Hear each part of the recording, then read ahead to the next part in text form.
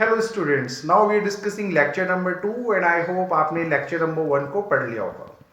अब हम कवर करेंगे बेटा एनसीईआरटी के एग्जाम्पल्स। ठीक है, लास्ट लेक्चर में हमने थ्योरी को देखा था, अब हम देखेंगे इसके एग्जाम्पल्स और ये बहुत इंपॉर्टेंट होगा आपके आगे के लॉजिक को क्लियर करने के लिए। ठीक है, तो बहुत आराम से देखिएगा, पेशेंसली और बहुत ही कॉन्सेंट्रेशन से इसको देखिएगा। तो students, welcome back. Now discussing lecture number 2। I just hope हमने लेक्चर 1 को क्लियर किया होगा। तो जब आपने लेक्चर 1 को कवर किया होगा तो आपके सामने दो टर्म्स आई होंगी, है ना। जब आपने घर पे एक बार ट्राई किया होगा, बुक खोली होगी एनसीईआरटी की, तो आपको एक इक्विवेलेंस रिलेशन और एक ट्राइवल रिलेशन देखा गया होगा। तो मैं उसी चीज़ को आगे फॉरवर्ड कर रहा हूँ। एम्प्टी रिलेशन और यूनिवर्सल रिलेशन, कोई भी एम्प्टी रिलेशन और यूनिवर्सल रिलेशन जो होता है उसको ट्राइवियल रिलेशन बोला जाता है। तो आपसे ये 1 मार्क में एग्जामिनेशन में पूछा जा सकता है। ठीक है, पहला तो ये चीज़ है। दूसरा है इक्विवेलेंस रिलेशन। क्या होता है? कोई भी रिलेशन इक्विवेलेंस रिलेशन तब होगा जब आप प्रूफ करके दिखा देंगे कि ये जो रिलेशन है वो रिफ्लेक्सिव है, सिमेट्रिक है और ट्रांजिटिव है। ठीक है, अगर आप किसी भी क्वेश्चन में आप इसको रिफ्लेक्सिव, सिमेट्रिक और ट्रांजिटिव दिखा देंगे किसी भी रिलेशन को, तो आप कह सकते हैं कि वो एक इक्विवेलेंस रिलेशन होगा। ठीक है, यहाँ तक तो कोई डाउट नहीं होना चाहिए आपको। अब चलते हैं हम एग्जाम्पल्स की तरफ। तो जब आपने एनसीईआरटी का एग्जाम्पल नंबर 1 खोला होगा तो उसमें क्या है बेटा? Let A be the set of all students of a boys school। एक बॉयज़ स्कूल है और जो सेट है वो है ऑल स्टूडेंट्स, जितने भी स्टूडेंट्स हैं उस बॉयज़ स्कूल में वो सेट ए को रिप्रेजेंट कर रहे हैं। जैसे सेट ए में आपका बॉय 1, बॉय 2, सो ऑन, है ना, सारे बॉयज़ हैं। तो हमें बताना है जो रिलेशन होगा आर, जो रिलेशन होगा इन स्टूडेंट्स के बीच में वो क्या होगा। It is given that A is a sister of B, कि जो ए है वो बी की सिस्टर होगी। यानी एक बॉय स्टूडेंट जो होगा वो दूसरे बॉय स्टूडेंट का सिस्टर होना चाहिए। भाई ये केस तो इम्पॉसिबल है। अगर ये स्कूल बॉयज़ स्कूल है तो यहाँ पे बॉयज़ एक दूसरे के ब्रदर हो सकते हैं, सिस्टर नहीं हो सकते, है ना। तो उसी चीज़ को यहाँ बताया गया है। सिंस ये एक बॉयज़ स्कूल है तो नो स्टूडेंट, कोई भी student, no student can be the sister of another student, है ना।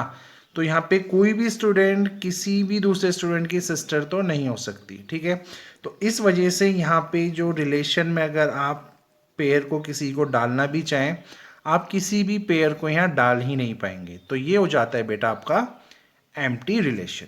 ठीक है, तो आई थिंक अब आप जब एग्जाम्पल्स करेंगे हम ये, तो आपको काफ़ी चीज़ें क्लियर होंगी अगर लेक्चर 1 में नहीं हुई थी। अब चलते हैं सी के सेकेंड पार्ट पे। अब वो सेकंड पार्ट में आपसे क्या बोल रहा है कि भाई उसी क्वेश्चन का सेकंड पार्ट है, जो डिफरेंस है between heights of student A और B is less than 3 meter. 3 meter एक बहुत बड़ा गैप होता है। अगर बॉय 1 में से मैं बॉय 2 की हाइट को माइनस करूं और वो बोल रहा है should be less than 3 meters. 3 meters एक बहुत बड़ा लेंथ होता है ना। तो किन्हीं भी दो लोगों की हाइट का डिफरेंस इससे तो छोटा नहीं होगा, है ना। तो इस चीज़ को ध्यान रखिएगा। तो उस चक्कर में क्या होगा, जितने भी स्टूडेंट्स यहाँ पे हैं वो सारे के सारे इस रिलेशन में आ जाएंगे। जैसे बॉय 1 बॉय 2 की हाइट का जो डिफरेंस होगा वो लेस देन 3 होगा। ऐसे ही बॉय नंबर 13 और बॉय नंबर 20, उनका भी जो हाइट में डिफरेंस होगा वो भी लेस देन 3 मीटर होगा। ठीक है, तो कहीं ना कहीं आप किसी भी पेयरिंग को लीजिए, चाहे इस सेट में कितने भी बॉयज़ हों, सब एक दूसरे के साथ रिलेट करेंगे, है ना। तो उसी वजह से आपका ये हो गया एक यूनिवर्सल रिलेशन। यहाँ तक भी गेम क्लियर होगा, है ना। अब चलते हैं एग्जाम्पल नंबर 2 पे। एग्जाम्पल नंबर 2 क्या बोलता है बेटा? Let T be the set of all triangles. All triangles, यहाँ बहुत सारे ट्राइंगल्स हैं, एक प्लेन पे बहुत सारे ट्राइंगल्स है ना। ये T1 है, ये T2, ये 3, ये T4, ये T5, बहुत सारे ट्राइंगल्स है ना। तो हमें जो रिलेशन ढूंढना है वो ट्राइंगल T1 और T2 में ढूंढना है। T1 और T2 इन अदर वर्ड्स ये नहीं है कि सिर्फ इन दोनों का, यहाँ पे ये रिप्रेजेंट कर रहा है किन्हीं भी दो ट्राइंगल्स का, जिनको हमने बेसिकली हम ए बी बोलते थे, अब हम T1 और T2 नेम दे रहे हैं। तो जो T1 होगा वो कॉन्ग्रुएंट होना चाहिए T2 के, और शो करिए कि ये रिलेशन इक्विवेलेंस रिलेशन है। It's very easy. कोई भी दो फिगर कॉन्ग्रुएंट तब होंगी जब वो बिल्कुल एक जैसी होती हैं। आपने क्लास 9th में पढ़ा है कॉन्ग्रुएंट वाला गेम, जैसे आप ट्रिपल एस ऐसे ऐसे प्रूव करते थे, है ना। तो ये इक्वल होना चाहिए, जैसे ये साइड इसके इक्वल, ये साइड इसके इक्वल, ये साइड इसके इक्वल, ऐसे ही हम करते थे जूनियर लेवल पे बेटा। ठीक है, थोड़ा जूम कर देते हैं। तो जब आप देखेंगे कि इस रिलेशन को हमें इक्विवेलेंस दिखाना है तो रिफ्लेक्सिवली क्या होता है, ए और A should be related to each other. इसका मतलब है ए और ए उस रिलेशन में होने चाहिए, और इसका मतलब क्या है, T1 का T1 में रिलेशन जरूर होना चाहिए, ऐसे ही T2 का होना चाहिए, T3 का होना चाहिए। तो बहुत अंडरस्टूड है बेटा। हर एक ट्राइंगल, जैसे मैं T1 को ले लूँ, अगर मैं T1 ट्राइंगल को T1 से ही कंपेयर करूँ तो डोंट यू थिंक ये दोनों के दोनों कॉन्ग्रुएंट ही होने जा रहे हैं। तो ये एक रिलेशन बहुत इजी था। हर ट्राइंगल, जैसे T1 और T1 को आप कंपेयर कर रहे हैं, तो हर ट्राइंगल एक दूसरे का ही तो कॉन्ग्रुएंट है, या आपस में कॉन्ग्रुएंट ही तो होते हैं बेटा। तो यहाँ ये T1 और T1 का रिलेशन है, यानी ये ट्राइंगल जो T1 आप बोल रहे हैं और दूसरा ट्राइंगल वो भी आप T1 करें, तो ये आपस में कॉन्ग्रुएंट ही तो हैं, तो रिलेशन सेटिस्फाई हो गया ना। तो इस वजह से R हो गया आपका रिफ्लेक्सिव। ठीक है, अब चलते हैं सिमेट्रिक पे। सिमेट्रिक क्या बोलता है, अगर A का रिलेशन B से है, ये गिवन होता है, तो प्रूव करके दिखाना होता है हमें कि B का रिलेशन भी A से होगा। बहुत सिंपल है। अगर कोई ट्राइंगल T1 कॉन्ग्रुएंट है ट्राइंगल T2 के, ठीक है, तो इसका वाइस वर्सा भी तो सेम होगा, तो T2 भी तो T1 से ही रिलेट करेगा, है ना। तो वेरी सिंपल, अगर T1 T2 से कॉन्ग्रुएंट है तो जो T2 होगा बेटा वो भी तो T1 के कॉन्ग्रुएंट होगा। तो ये रिलेशन फिर से सेटिस्फाई हो गया कि अगर T1 T2 उस रिलेशन में है तो T2 और T1 भी तो उसी रिलेशन में आ गए, है ना। तो ये हो गया आपका सिमेट्रिक। ठीक है, अब चलते हैं अगले उस पे पार्ट पे। अब यहाँ पे क्या हो रहा है, ट्रांजिटिव कोई कब होता था, अगर A और B किसी रिलेशन में है, ये गिवन है, B और C भी उस रिलेशन में हो, ये भी गिवन है, तो हमें दिखाना होता था A और C भी उस रिलेशन में होंगे। ठीक है, तो बहुत सिंपल लॉजिक है बेटा। अगर T1 T2 के कॉन्ग्रुएंट है, T2 और T3 के कॉन्ग्रुएंट है, कहने का मतलब अगर T1 कॉन्ग्रुएंट है T2 के और T2 कॉन्ग्रुएंट है T3 के, तो भाई T1 और T3 भी तो कॉन्ग्रुएंट होंगे आपस में, है ना। अगर T1 T2 एक जैसे हैं, T2 T3 एक जैसे हैं, तो T1 और T3 भी तो एक जैसे ही होंगे ना बेटा। तो यस, ये रिलेशन ट्रांजिटिव भी है। अब क्योंकि ये ओवरऑल रिलेशन आपका ट्रांजिटिव रिफ्लेक्सिव भी था, सिमेट्रिक भी था और ट्रांजिटिव भी आया है, तो आपने बोल दिया ये गिवन रिलेशन आपका इक्विवेलेंस रिलेशन है। ठीक है, ये भी क्लियर हो गया होगा। अब चलते हैं बेटा एग्जाम्पल नंबर 3 पे आपके लिए। अब एग्जाम्पल नंबर 3 क्या बोलता है, ए और B, sorry, let L be the set of all lines. बहुत सारी लाइन्स हैं यहाँ पे एक प्लेन में, एक्स वाई प्लेन ले लीजिए, चाहे एक्स वाई जेड प्लेन ले लीजिए, कोई एक प्लेन है जहाँ पे बहुत सारी लाइन्स हैं। हमें क्या रिलेशन देना है, हमें जो रिलेशन देना है हमें वो बताना है कि जो भी लाइन होंगी, जैसे L1 और L2, मैं ज्यूम कर रहा हूँ बहुत सारी लाइन है, तो हमें रिलेशन देना है जो L1 और L2 होंगी वो आपस में परपेंडिकुलर होंगी। यहाँ तक तो कोई ट्रबल नहीं होगा आपको। अब देखिए रिफ्लेक्सिव, रिफ्लेक्सिव आपको क्या बोलता था कि A और A उस रिलेशन में होने चाहिए, उसके अकॉर्डिंगली लाइन 1 और लाइन 2 को परपेंडिकुलर होना पड़ेगा, ये रिलेशन मांगा है। लेकिन ए और ए का मतलब क्या है, एक जैसी लाइन। तो लाइन 1 को परपेंडिकुलर होना पड़ेगा लाइन 1 के ही। अब लाइन 1 और लाइन 1 आपस में परपेंडिकुलर क्यों नहीं हो सकते, जैसे आप देख सकते हैं ये है लाइन 1 और दूसरी भी है लाइन 1। अब लाइन 1 और लाइन 1 आपस में कैसे परपेंडिकुलर हो जाएंगे, ये तो हो ही नहीं सकते बेटा। एक सिंगल लाइन, अभी हम सिर्फ सिंगल लाइन की बात कर रहे हैं, आप इसको भी हटा दीजिए इक्वेशन से। ये जो लाइन है ना, ये लाइन अपने परपेंडिकुलर कैसे हो जाएगी, ये लाइन तो अपने परपेंडिकुलर हो ही नहीं सकती, है ना। So a line can not be perpendicular to itself. कोई भी लाइन अपने परपेंडिकुलर कैसे हो जाएगी, जैसे ये एक पेन है, अब ये पेन कैसे परपेंडिकुलर हो जाएगा बेटा खुद के, समझ रहे हैं ना। जैसे कोई एक इंडिविजुअल है, अब ये इंडिविजुअल अपने परपेंडिकुलर कैसे हो जाएगा, है ना। तो इसी वजह से हम कह सकते हैं ये फंक्शन जो रिलेशन है हमारा वो रिफ्लेक्सिव नहीं हुआ। ठीक है, इस क्वेश्चन में हमें दिखाना है कि प्रूव करके दिखाइए ये सिमेट्रिक होगा। ठीक है, रिफ्लेक्सिव ट्रांजिटिव नहीं है। सिमेट्रिक क्या बोलता है बेटा, अगर ए और बी उस रिलेशन में हैं तो बी और सी को भी उस रिलेशन में होना पड़ेगा। इन अदर वर्ड्स, अगर लाइन 1 परपेंडिकुलर है लाइन 2 के, तो लाइन 2 को भी लाइन 1 के परपेंडिकुलर होना पड़ेगा। यस, ये एक पॉसिबिलिटी है। देखिए, लाइन 1 लाइन 2 के परपेंडिकुलर है, ये गिवन है। तो आप इसे अगर गौर से देखें तो आपकी लाइन 2 भी तो लाइन 1 के परपेंडिकुलर है। ठीक है, तो ये रिलेशन कहीं ना कहीं सेटिस्फाई कर रहा है बेटा कि अगर लाइन 1 लाइन 2 के परपेंडिकुलर है तो इसका मतलब L1 L2 इस रिलेशन में है, ये तो हमें था गिवन। तो L2 भी तो बेटा L1 के परपेंडिकुलर होगा, तो इट शोज L2 और L1 भी इस रिलेशन में आ चुके हैं। ठीक है, अब हम देखेंगे इसमें ट्रांजिटिव वाला केस। तो सिंपल सी बात है, ट्रांजिटिव में क्या होता है, अगर ए और बी एक रिलेशन में है, बी और सी भी उस रिलेशन में है, तो ए और सी को उस रिलेशन में होना पड़ेगा, ये हमें दिखाना होता है। सिंपल सा लॉजिक है, अगर L1 और L2 परपेंडिकुलर हैं और L2 और L3 भी परपेंडिकुलर हैं, मैंने एक परपेंडिकुलर लाइन ड्रॉ कर दी, जैसे ये L1 है, ये L2 है, ये परपेंडिकुलर है, और L2 के परपेंडिकुलर एक तीसरी लाइन है L3। बट आप यहीं से देख सकते हैं L1 और L3 तो परपेंडिकुलर नहीं हो रहे हैं, है ना।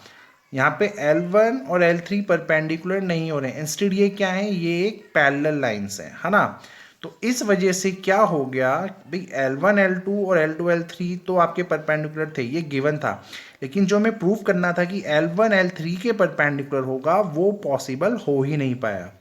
तो ये वाला रिलेशन यहाँ पे ट्रांजिटिव नहीं है। ठीक है, और यही हमें एग्जाम्पल नंबर 3 में दिखाना था। ठीक है, अब चलेंगे हम अगले एग्जाम्पल पे। चलिए, यहाँ से चीज़ों को समझना आपके लिए थोड़ा इजी हो जाएगा, बिकॉज अब यहाँ पे न्यूमेरिकल वैल्यूज़ हैं। शो कीजिए कि जो रिलेशन है एक सेट 1 2 3 में, और यहाँ पे रिलेशन इस बार आपको ऑलरेडी दे रखा है कि जो रिलेशन सेटिस्फाई हुआ होगा उसमें क्या क्या आ रहा है, 1 1 2 2 3 3 1 2 2 3। प्रूफ करके दिखाइए कि ये रिफ्लेक्सिव तो है बट ये सिमेट्रिक और ट्रांजिटिव नहीं है। ये एग्जाम्पल आपको काफ़ी कुछ क्लियर कर देगा जो भी थ्योरी तक चल रही थी। भाई ये फंक्शन, ये रिलेशन हमारा रिफ्लेक्सिव है, क्यों है रिफ्लेक्सिव, क्या बोलता है आपको, ए और ए उस रिलेशन में होना चाहिए था, यानी दो एलिमेंट्स यानी दो नंबर एक जैसे उस रिलेशन में होने चाहिए, जहाँ पे सारे के सारे नंबर सेट ए के इन्वॉल्व होने चाहिए, हर एलिमेंट इन्वॉल्व होना चाहिए। तो यहाँ पे क्या हुआ है देखिए, 1 2 3 था, अब 1 1 2 2 3 3 होना चाहिए था, वो ऑलरेडी इस रिलेशन में है ना। तो ये रिलेशन आपका रिफ्लेक्सिव हो गया, यही हमने थ्योरी में पढ़ा था। सिमेट्रिक, सिमेट्रिक क्या बोलता है बेटा, अगर ए का रिलेशन बी से है तो बी का रिलेशन ए से होना चाहिए। यहाँ पे आप गौर से देखेंगे, जब 1 2 यहाँ पे प्रेजेंट है या 2 3 यहाँ पे प्रेजेंट है, लेकिन इसका उल्टा तो यहाँ प्रेजेंट नहीं है। 1 2 तो उस रिलेशन में है बट 2 1 नहीं है। सिमिलरली जो दूसरा नंबर था 2 3 तो यहाँ पे है बट 3 और 2 नहीं है। और वैसे भी अगर कोई भी एक रिलेशन सेटिस्फाई नहीं कर रहा है तो भी आप उसको रिलेशन को इंक्लूड नहीं करते हैं। तो सिमिलरली जैसे यहाँ पे 1 2 तो था बट 2 1 नहीं है, तो ये भी सिमेट्रिक नहीं बन पाया। ठीक है। ट्रांजिटिव, ट्रांजिटिव क्या बोलता है? अगर ए का रिलेशन बी से है, बी का रिलेशन सी से है, तो ए का रिलेशन सी से होना चाहिए। देखिए यहाँ पे 1 और 2 है, यहाँ पे 2 3 भी था, यानी 1 और 2 है, 2 और 3 है, तो आइडियली आपका 1 और 3 आना चाहिए था अगर ए और सी को रिलेट करवाना है। बट 1 और 3 इस रिलेशन में बेटा था ही नहीं। ठीक है। तो अगेन वी कैन से, यहाँ पे आप देख सकते हैं 1 और 3 नाम की कोई चीज़ है ही नहीं, है ना। तो जैसे ही यहाँ पे 1 और 3 नहीं हुआ तो आपने बोला कि ये भी ट्रांजिटिव रिलेशन नहीं हो पाया। ठीक है। अब चलेंगे बेटा एग्जाम्पल नंबर 5 पे। अब एग्जाम्पल नंबर 5 को बहुत केयरफुली देखिएगा, इसमें आपको questions examination point of view से बहुत इंपॉर्टेंट है, सीबीएसई में कई बार पूछा जाता है। बहुत केयरफुली देखिएगा बेटा। कोई भी एक रिलेशन है in this set of integers, ये होते हैं इंटीजर्स, यानी -1 -2 0 1 2 3, बहुत सारे नंबर्स है ना। इंटीजर्स की कैटेगरी हमें पता है। हमें बताना है ये जो रिलेशन है जहाँ पे ऑर्डर्ड पेयर है ए बी की 2 डिवाइड करता है a माइनस बी को। 2a माइनस बी को डिवाइड करता है, ये आपको बताना है कि ये एक इक्विवेलेंस रिलेशन होगा। अब बहुत केयरफुली देखिएगा। रिफ्लेक्सिव में क्या होता है बेटा आइडियली कि a और a को उस रिलेशन में होना चाहिए जहाँ पे सारे के सारे एलिमेंट हैं जो ए के वो इन्वॉल्व हो जाए। ठीक है। मैं आपको हाइपोथेटिकली बोलूँ कि भाई अगर मैं 1 ले लूँ ए की जगह और बी की जगह भी 1 ले लूँ, तो इन्हें माइनस करूँ तो 0 आएगा। फिर मैंने बोला चलो यार ए की जगह -2 ले लो सर, और बी की जगह भी -2 ले लो, क्योंकि आपको एक जैसे एलिमेंट्स को लेना होता है ना। तो जब आपने किया प्लस हुआ, अगेन 2 से 2 कैंसिल, ये भी 0 बना। ठीक है। तो उसमें क्या होता है बेटा, अगर ए और ए को मुझे दिखाना है कि वो इस रिलेशन में हैं, वो जो कि हैं इस रिलेशन में, अगर मैं ए में से ए माइनस करूँ 0 आएगा। और ध्यान रखिए 0 जो होता है वो हमेशा डिविजिबल होता है किसी भी नंबर से। तो a माइनस ए यानी 0, तो 0 तो 2 से डिवाइड हो जाएगा, यानी हालांकि आंसर आपका क्या आएगा, 0/2 इज नथिंग बट 0, पर at least we can say divide हो रहा है। ध्यान रखिएगा 0 सबसे डिवाइड हो जाता है। तो ये वाला जो रिलेशन है वो रिफ्लेक्सिव क्यों हो गया, बिकॉज आपको सिर्फ ये दिखाना था कि a माइनस बी 2 से डिवाइड होता है, सिर्फ ये दिखाना है आपको, है ना। वो आपने दिखा दिया। जब आपने एक जैसे एलिमेंट को डाला तो वो कैंसिल होके 0 हो गए, और 0 तो 2 से डिवाइड होता है। ठीक है। तो इस वजह से आप यहाँ कोई भी नंबर डालें एक जैसे, वो हमेशा इस रिलेशन को सेटिस्फाई करेंगे, यानी उस रिलेशन में हमेशा आएंगे। अब देखिए सिमेट्रिक, अगर ए और बी उस रिलेशन में है, ये हमें गिवन होता है बेटा, मैं बार बार आपको रिपीट कर रहा हूँ। तो आपको दिखाना है कि बी और ए भी उस रिलेशन में होंगे। Very simple. अगर a माइनस बी 2 से डिवाइड हो रहा है तो कोशिएंट कुछ ना कुछ तो आएगा, उसको मैं म्यू ले लेता हूँ। यहाँ पे कोई भी इंटीजर है, तो यानी a b से रिलेट कर रहा है, ये हमें गिवन है, तो हमने इक्वेशन लिखा। तो b और a का भी रिलेशन यहाँ होना पड़ेगा, वो हो जाएगा। आपने जब प्लेसेस को इंटरचेंज किया तो b माइनस ए बी तो 2 से डिवाइड होगा। एक एग्जाम्पल ले लेते हैं, जैसे आपने बोला 4 - 2/2, ठीक है, विल गिव यू 1।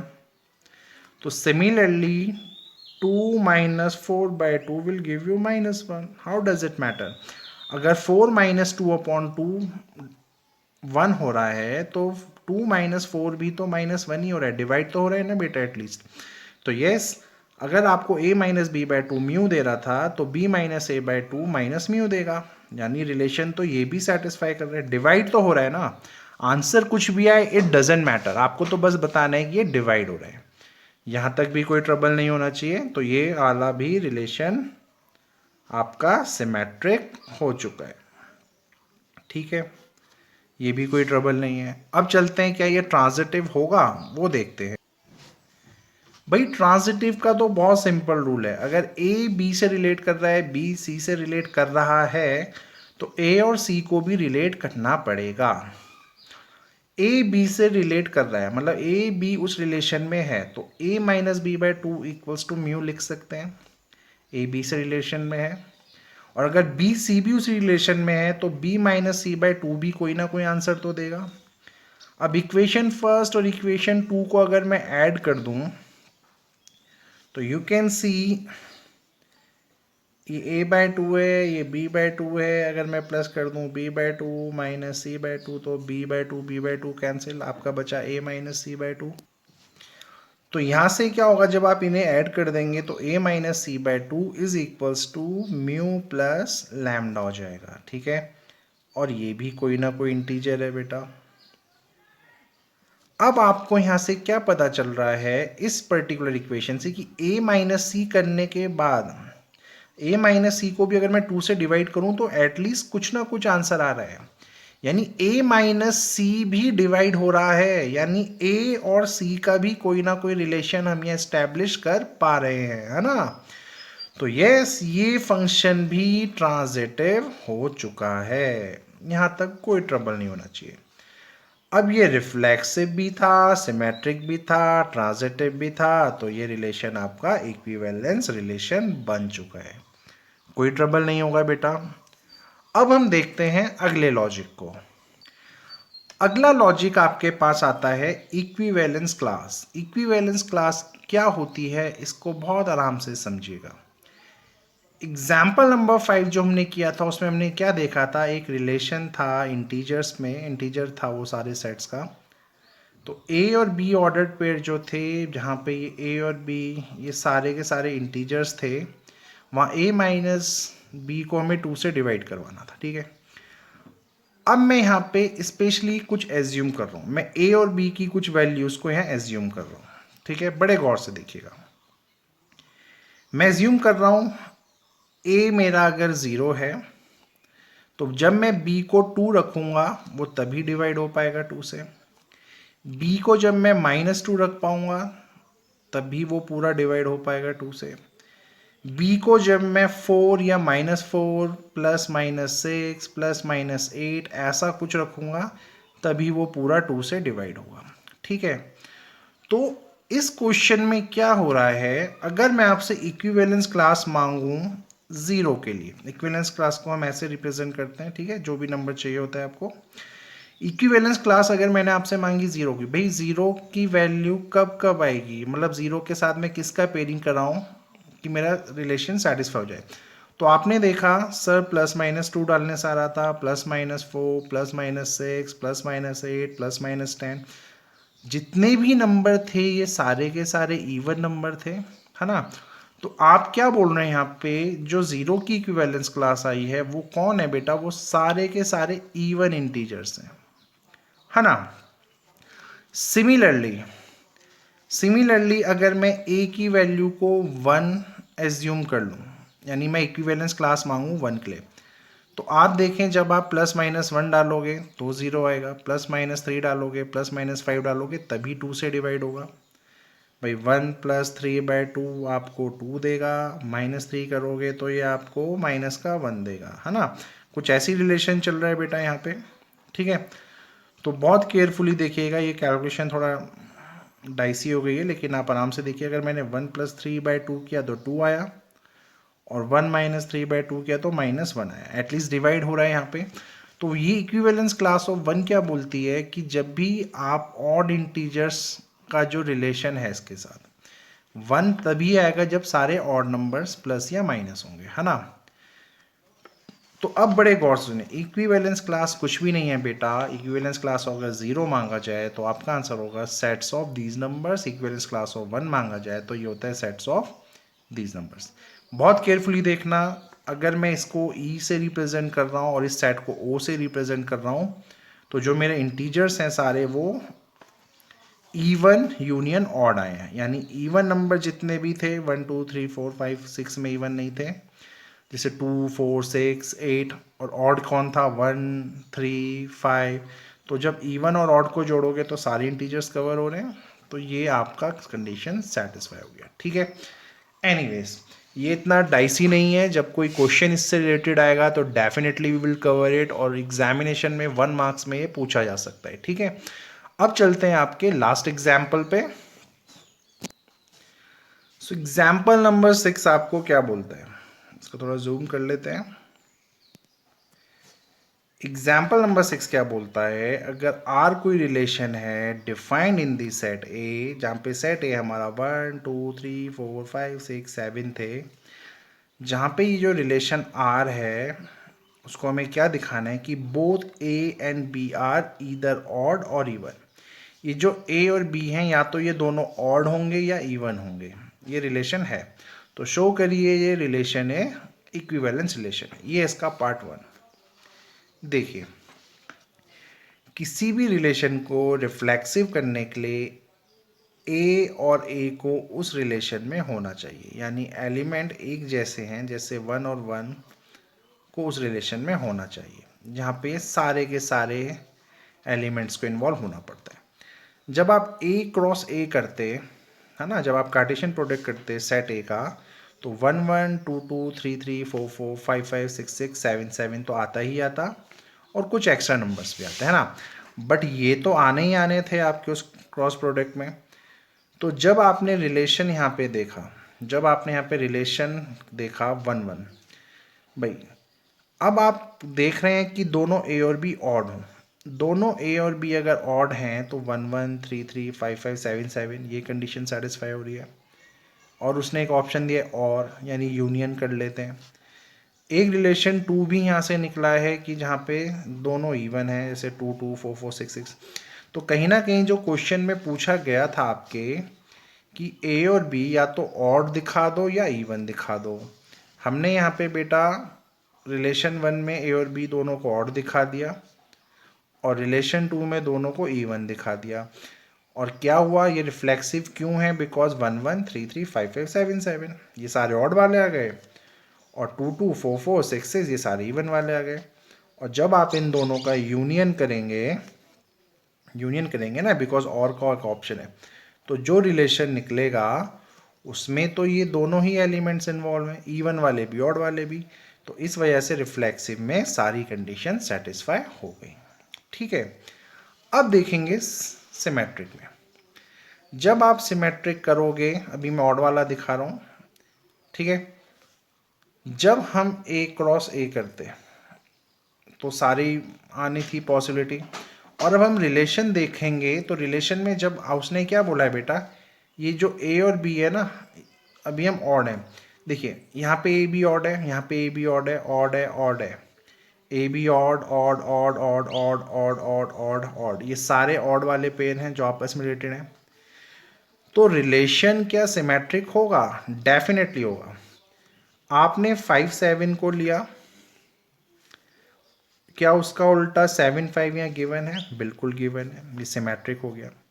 ऐसे ही आपने 3 1 लिया, 3 1 अगर एक पेयर इस रिलेशन में है तो क्या 1 3 भी है? बिल्कुल है सर, तो ये भी सेटिस्फाई कर गया। तो आपको सारे केसेस नहीं दिखाने हैं, बस एक एग्जाम्पल देना है कि यहाँ पे सब के सब पेयर अगर ए बी से रिलेटेड है तो बी भी ए से रिलेटेड है, ये आपको दिखाना है। ठीक है, अब मैं आपको दिखाऊं, अगर ये R1, इसको मैं ट्रांजिटिव भी यहीं दिखा देता हूँ, क्या ये ट्रांजिटिव होगा? डेफिनेटली, सिंपल सी बात है यार।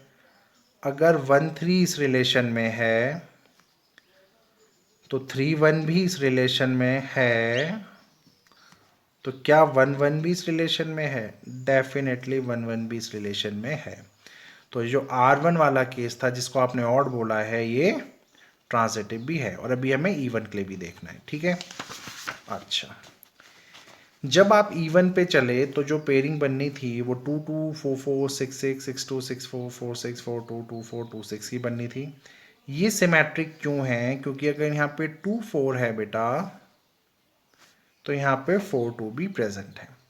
ऐसे ही आप इस पूरे पेयरिंग में ये जो R2 का एक रिलेशन बनाए जो कि सिर्फ इवन नंबर के लिए मैं दिखा रहा हूँ, आप किसी भी नंबर को ले लीजिए, जैसा आपने 4 6 लिया तो यहाँ पे 6 4 भी है, आपने 2 6 लिया तो यहाँ पे 6 2 भी गिवन है। ठीक है, तो सारे के सारे सिमेट्रिक ये हो जाएंगे। ट्रांजिटिव ये क्यों होगा? बिकॉज अगर 2 4 है और 4 2 है तो यहाँ पे 2 और 2 भी गिवन है, तो ये ट्रांजिटिव भी हो गया। अब सिमेट्रिकली अगर आप देखें, बहुत सिंपल है। R1 जो रिलेशन है और जो R2 रिलेशन को अगर मैं यूनियन बना दूं, इन दोनों का एक सेट बना दूं, तो जो सारे के सारे पेयर यहाँ पे हैं, ये देख सकते हैं, अब ये ऑड वाले हुए, ये इवन वाले हुए, इनका एक बहुत बड़ा रिलेशन वाला सेट बन जाएगा जिसमें ये सारे के सारे आ जाएंगे। ऑड वाले ऑड के साथ, इवन वाले इवन के साथ सेटिस्फाई करेंगे कंडीशन। ठीक है, तो ये सिमेट्रिक हुआ। ट्रांजिटिव में भी आपने देखा था, अगर 1 5 है 5 1 है तो 1 1 आएगा, ऑड वाले के लिए देख रहे हैं आप ये।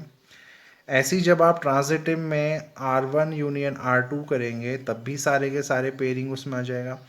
तो इट शोज, तो यहाँ पे क्या पता चलता है, इससे क्या पता चलता है कि ये इक्विवेलेंस रिलेशन है, क्योंकि ये रिफ्लेक्सिव भी है। भाई R1 यूनियन R2 हर केस में होगा, तो जब R1 यूनियन R2 आप कर रहे हैं तो ये रिफ्लेक्सिव भी हो रहा है, सिमेट्रिक भी और ट्रांजिटिव भी। ठीक है, अब इसका जो सेकंड पार्ट था वो आपसे बोला गया था, भाई प्रूव करके दिखाइए कि 1 3 5 7 ये रिलेट कर रहे हैं एक दूसरे से ही, और जो 2 4 6 रिलेट कर रहे हैं खुद से ही, और इनका आपस में कोई रिलेशन नहीं है। तो ये तो हम पूरे क्वेश्चन में कर ही रहे हैं बेटा। हमने 1 3 का रिलेशन 3 1 से करवाया तो फाइनली 1 1 से हुआ ट्रांजिटिव के लिए। 1 3 का रिलेशन है और 1 और 3 और 1 का रिलेशन हमने दिखाया। ठीक है, ऐसी 1 1 का रिलेशन है, 3 3 का है, तो रिफ्लेक्सिव की कैटेगरी में भी आ गए थे। तो यहाँ पे जो ऑड नंबर्स हैं उन्हीं का रिलेशन चल रहा है, और जो इवन नंबर हैं उनका रिलेशन आपस में चल रहा है। जैसे 2 4 था, 4 2 हुआ तो 2 2 हमें दिखा। 2 4 इस रिलेशन में है तो 4 2 भी हमने दिखाया। ऐसी 2 2 4 4 रिफ्लेक्सिव के लिए भी हमने दिखाया। तो इनका रिलेशन भी आपस में ही है, आपस में ऑड और इवन का तो कोई रिलेशन है ही नहीं। तो बस यही इस क्वेश्चन में आपको दिखाना था। ठीक है, आई होप आपको ये क्लियर हो गया होगा। इन केस कोई प्रॉब्लम है तो कमेंट सेक्शन में प्लीज़ पूछ लीजिएगा, मैं आपका डाउट क्लियर कर दूंगा। Thank you.